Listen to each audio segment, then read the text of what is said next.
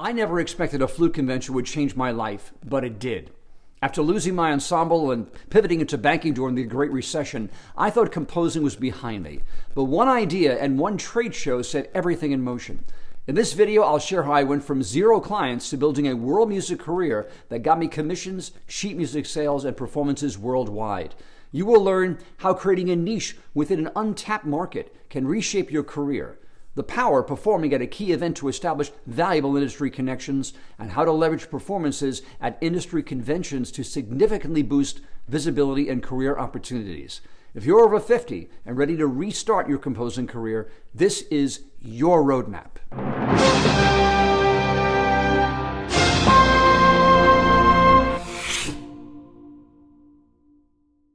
Before I was forced to pivot into commercial banking during the Great Recession, I had a group called Chamber Jazz.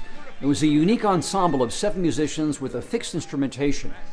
The music combined the sophistication of European chamber music with the improvisational spirit of American jazz.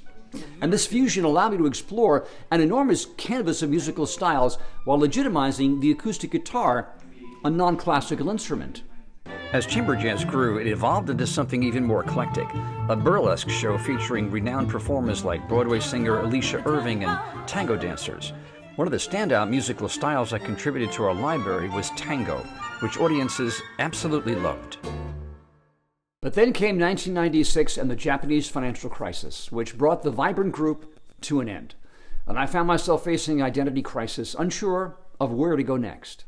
That's when Sheridan Stokes, our flutist, gave me an idea that changed everything. He said, why not take these tangos that audiences love and record them for flute and guitar? And so we did. The result was Torbellino, a CD featuring 10 of my American tangos. Well, little did I know Sheridan had another idea up his sleeve. He told me about the National Flute Association, a major trade show held every year for flutists, and suggested we apply to perform at one of their gala recitals. We applied, and to our delight, we were chosen. And around the same time, I published the 10 tangos and connected with my printer to manufacture the music. Performing at the National Flute Association convention turned out to be a pivotal moment in my career. Little did I realize at the time that tango music wasn't a standard part of the flute repertoire. Sure, there were some piazzolla arrangements floating around, but these Americanized tangos struck a completely different chord with audiences. The National Flute Association convention turned out to be a turning point, and the response we received was incredible. We sold 145 CDs and all the sheet music we brought with us. It was very validating. Fortunately, 3 distributors at the convention wanted to carry my sheet music, which led to the formation of my publishing company, shaping my path as a composer and publisher. But here's the core strategy that led to this success. Sheridan and I knew that to stand out, I had to offer something truly different. So I asked a simple but powerful question. What literature is missing in the flute repertoire? The answer? Tangos. Specifically, tangos that integrated live performance energy with authentic cultural flair. To bring that vision to life, I didn't just present the music. I created an experience.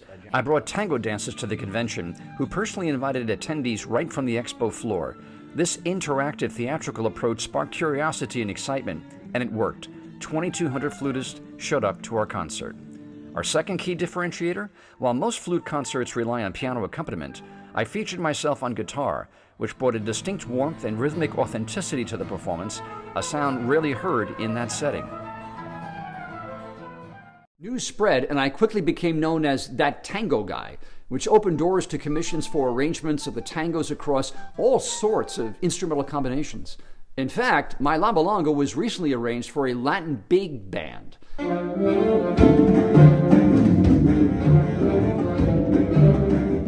And building on this success, I expanded my repertoire into gypsy and flamenco music, solidifying my reputation as a world music composer. This journey shows that creating your own unique identity can lead to broader musical opportunities and recognition. What did I learn from this experience that can help you? Let me share some pro tips. Now, before you even think about booking gigs or promoting your music, you need to know where your audience is. And as seasoned composers revitalizing your careers, your first step should be reaching out to local music schools and universities. Connect with the music professors. the conductors, the ensemble directors, and simply ask them, what trade shows and conferences do you attend? Let them know your goal. You're a chamber music composer looking to make an impact.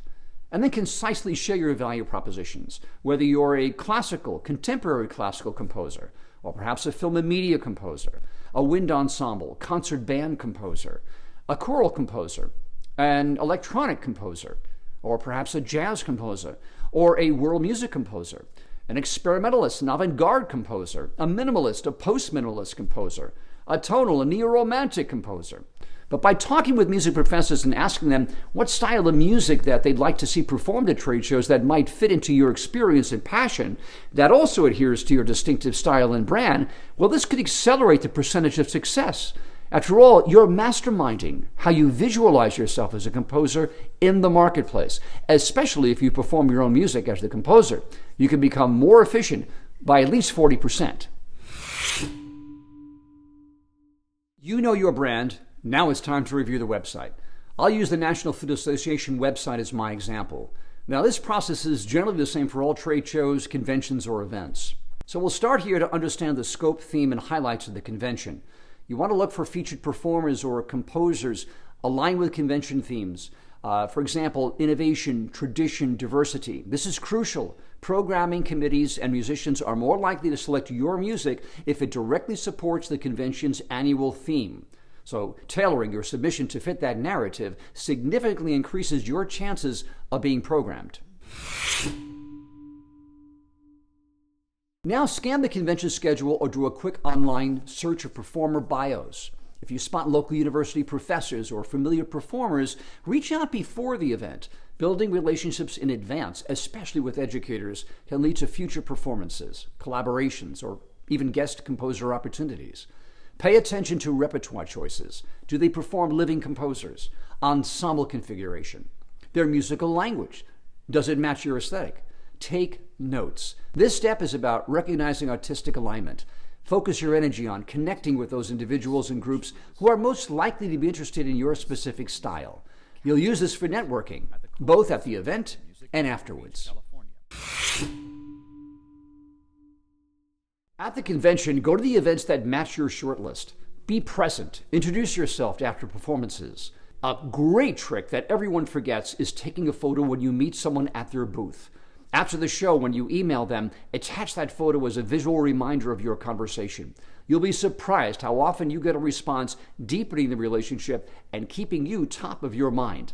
A photo is worth 1,000 words.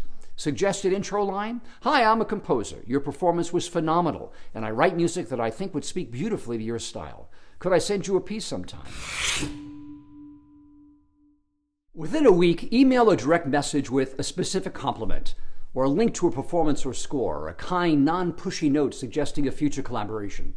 For example, hi, I really enjoyed your recital at the NFA. Your tone and musical choices reminded me of a tango concerto I wrote for solo flute and strings. I'd love to share it with you if you're open to it. What types of performers do you think are most likely to be open to new commissions at a convention, and why? How will you determine whether a performer aligns with your music from just their bio or program listing? I'd love to hear your comments below.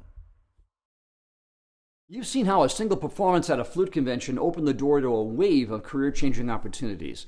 Now let's dive into how your compositions can do the same. In the first part of my journey, I shared how blending tango with flute and guitar helped me create a unique niche.